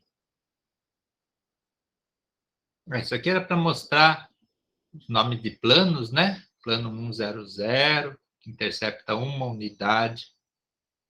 Esse amarelo que está aqui, né? Ele está interceptando uma unidade do A. Aqui vamos fazer de conta que é A, B e C, né? Podia ser A1, A2, A3, A, B e C, coisas assim. Mas vamos imaginar que é A, B e C. Então, plano 100, ele está interceptando aqui uma unidade do A, é paralelo ao B e é paralelo ao C. Ok? O plano 111, ele está interceptando uma unidade do C, uma do A e uma do B. Plano 10 está cortando uma unidade do A, uma do B, e é paralelo ao C, que está aqui vertical. Olha, aqui tem plano 200. Quando a gente estudava os minerais, né, por fora, nunca que podia aparecer uma face com esse código. Por quê? Porque a gente ia simplificar e acabar chamando 100. Então, por fora do cristal, eu tenho só nada, nenhum múltiplo, né? Agora, aqui por dentro do cristal, sim, eu vou encontrar planos 200, 300, 400. O que significa o 200? O que significa esse código? Expliquem para mim. Estamos pensando. O que significa o 200?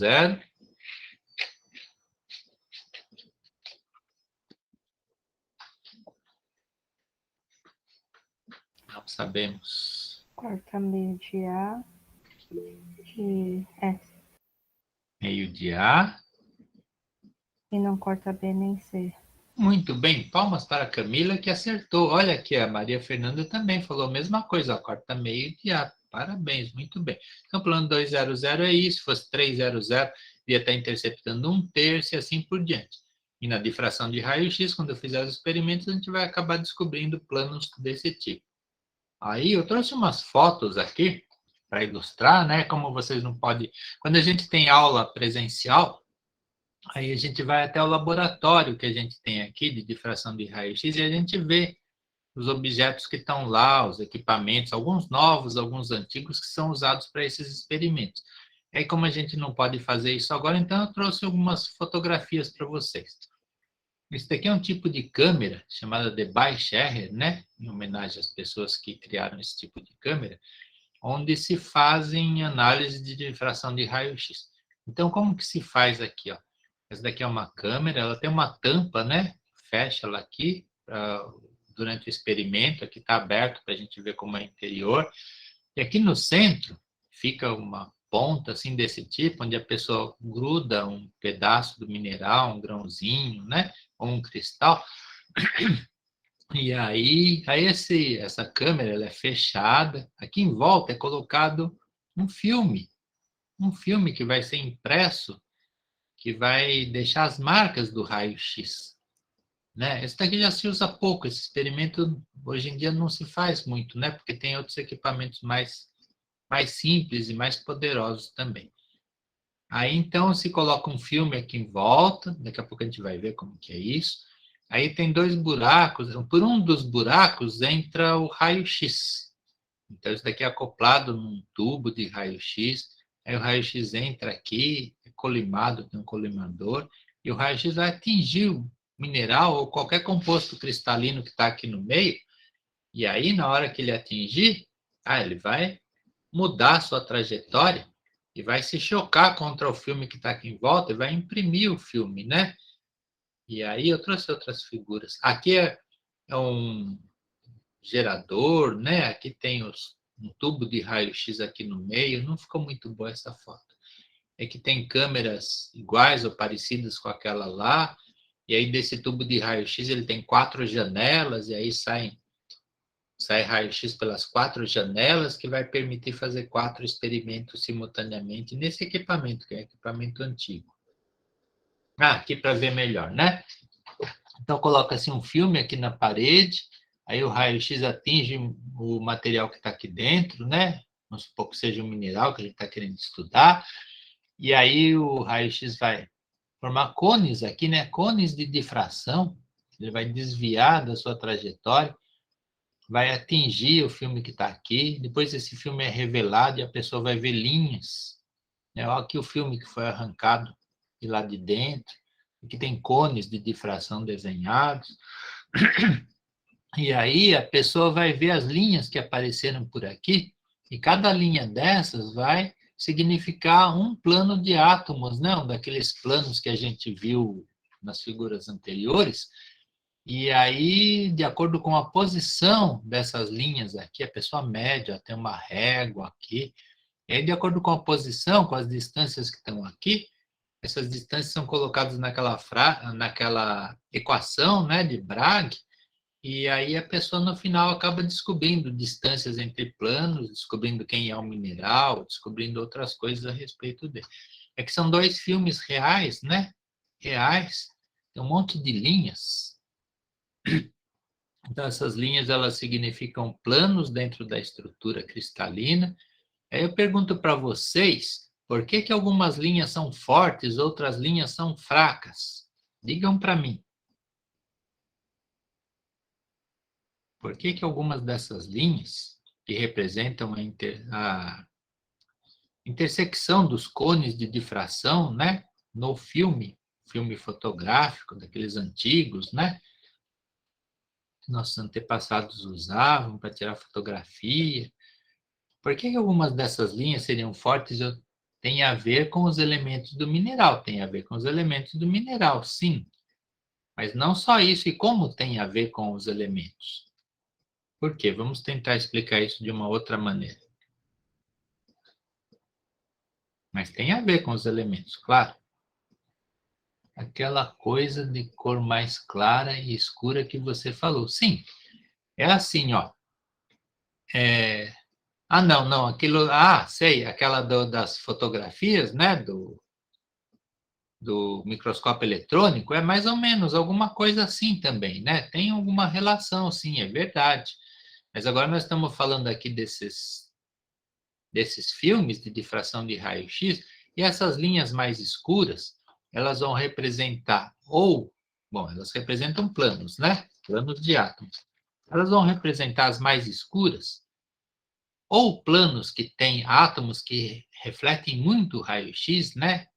Existem átomos que o raio-x bate, é refletido com mais facilidade, e outros tipos de átomos que não acontece muito disso, né, de refletir, eles vão absorver o raio-x.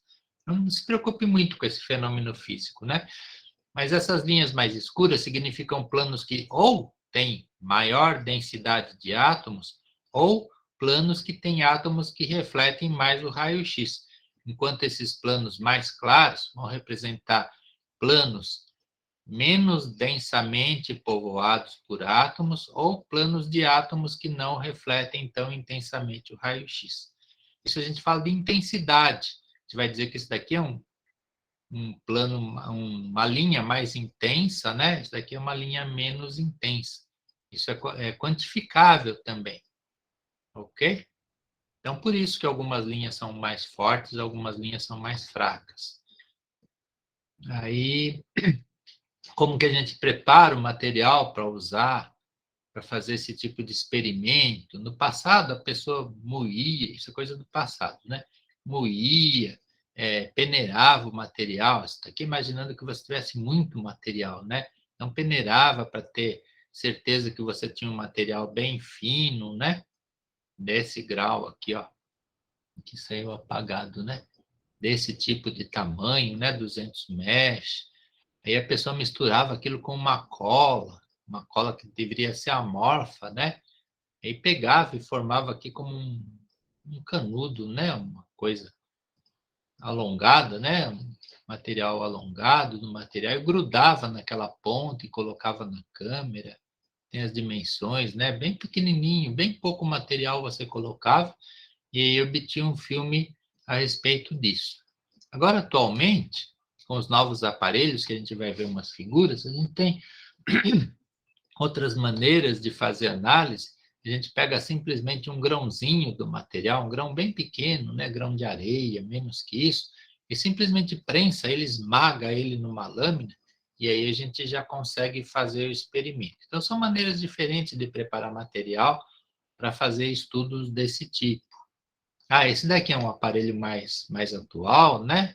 Não é tão atual, mas é mais atual, onde você não usa mais aquelas câmeras, né? Câmera do tipo de Debye-Scherrer, mas você simplesmente coloca o seu material a ser analisado aqui num porta-amostra, e aí tem um tubo de raio-x, aqui saiu bem pequeno também, né? Mas de um lado você tem o tubo de raio-x, do outro lado você tem um detetor de raio-x. Aí você fecha essas janelas aqui, né? Porque os raios-x são perigosos. Aí o raio-x lá dentro sai do tubo, atinge o mineral, e aí esse detetor ele fica viajando por aqui, né? Viajando e vendo aonde que está acontecendo a reflexão de raio-x. Não tem mais o filme, né? Mas tem um detetor que vai localizar as posições aonde o raio-x está sendo refletido. O tubo também se mexe, né? Às vezes a amostra também se mexe, em toda uma geometria a ser respeitado. E aí o resultado que esse tubo aqui coleta, né? Ou seja, vê aonde, né? Aqui no espaço está ocorrendo a reflexão de raio-x. Isso, aqui está mostrando outra vez, né? O detetor, a fonte de raio-x, a amostra, a difração está acontecendo, né? O raio-x está sendo desviado, né? Os feixes desviados, o detetor vai obter essa informação e vai passar isso para um computador. E aí o computador, ele vai fazer um desenho, vai fazer um gráfico desse tipo, né?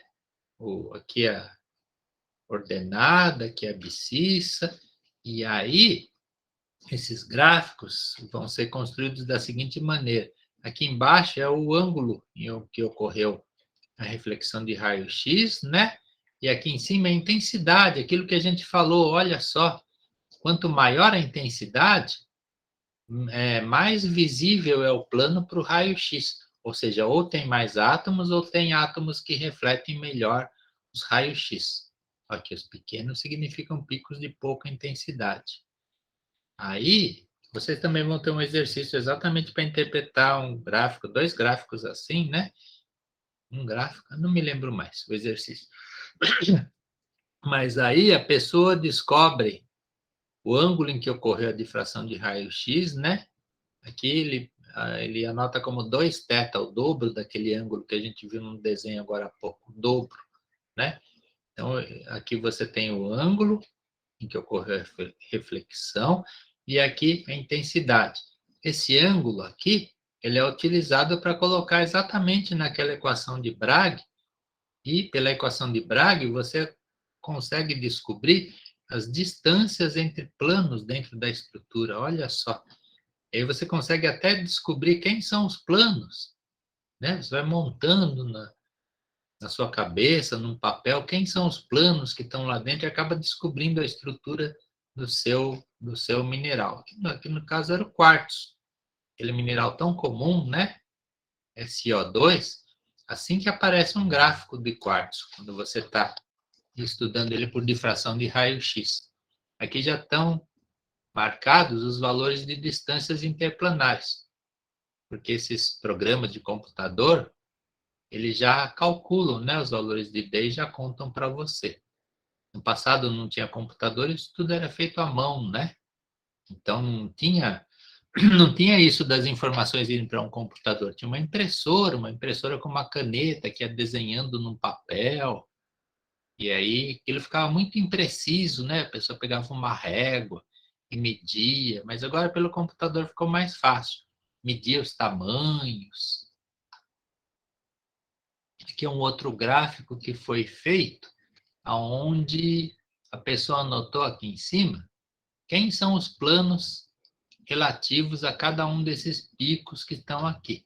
Então, aqui, olha, esse daqui a pessoa descobriu que era o plano 111, esse era o plano 200, 220, e assim vai, né? Às vezes, no mesmo local, aparece a reflexão de vários planos, aqui 3, né? Aqui 2 planos. Então, assim que são feitos esses tipos de estudo. Aí, aqui é um gráfico obtido para uma mistura de minerais.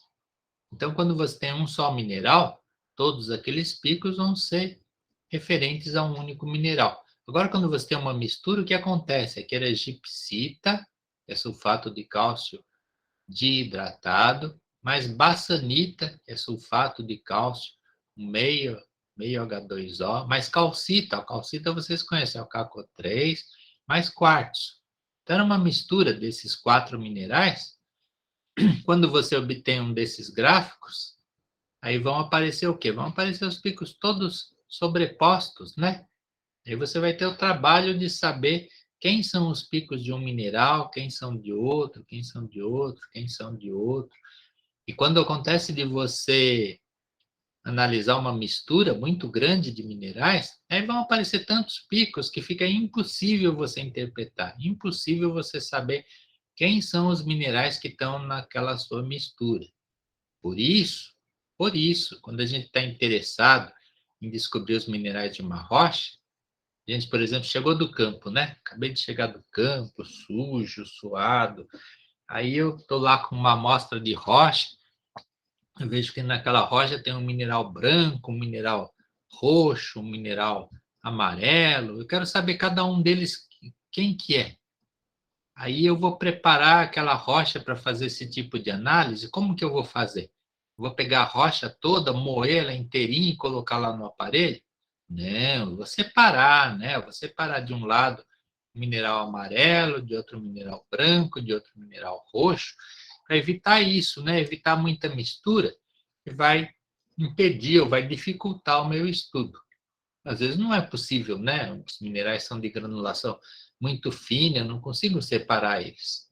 Mas sempre que possível é adequado a gente separar os minerais entre si.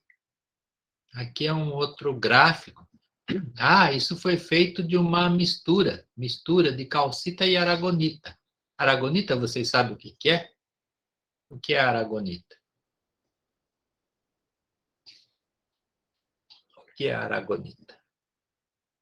Aragonita é um polimorfo da calcita, que é um polimorfo, tem a mesma composição química, mas uma estrutura cristalina diferente. Se eles têm estrutura cristalina diferente, os gráficos de difração de raio-x vão ficar diferentes. Por quê? Porque os gráficos de difração de raio-x, eles significam estruturas cristalinas, né? Aqui, por exemplo, a aragonita, né? Esses pontos, esses picos que estão aqui marcados com A, são os picos referentes à aragonita. Esses que estão marcados com C, são os picos referentes à calcita. E esses picos, eles representam planos dentro da estrutura. Eles não representam elementos químicos, né? Eu não estou descobrindo aqui quem são os elementos químicos, mas simplesmente que aqui tem um plano dentro da estrutura da calcita, que tem outro, que tem outro. As aragonitas são diferentes. Se são diferentes, quer dizer que a estrutura é diferente. Os dois têm a mesma composição química. Se eu fizer análise química, vai dar a mesma coisa. Eu não vou saber quem é calcita, quem é aragonita. Mas pela difração de raio-x, sim, eu vou descobrir. E vou descobrir, inclusive, que é uma mistura aqui dos dois, né? Eu posso até fazer alguns cálculos elaborados para saber quanto tem de um, quanto tem de outro. Aqui é outro gráfico de uma mistura, ó. Minerais coríndon, floritas, incita e um vidro. O vidro, né? O vidro vai aparecer dessa forma, ó. Vai aparecer essa ondulação aqui. O que significa ondulação? Ondulação significa que o material não tem uma estrutura cristalina definida. Os átomos não estão muito organizados. Tem até uma proto-organização, né? Que nada é completamente desorganizado.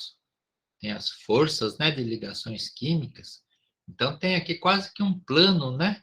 Um plano, mas com distância muito variável dentro da estrutura. É uma estrutura desorganizada, ou seja, material amorfo. Então, vidros, quando eu tiver vidros, eu estou analisando vidro, material sem estrutura, vão aparecer elevações assim desse tipo, tá?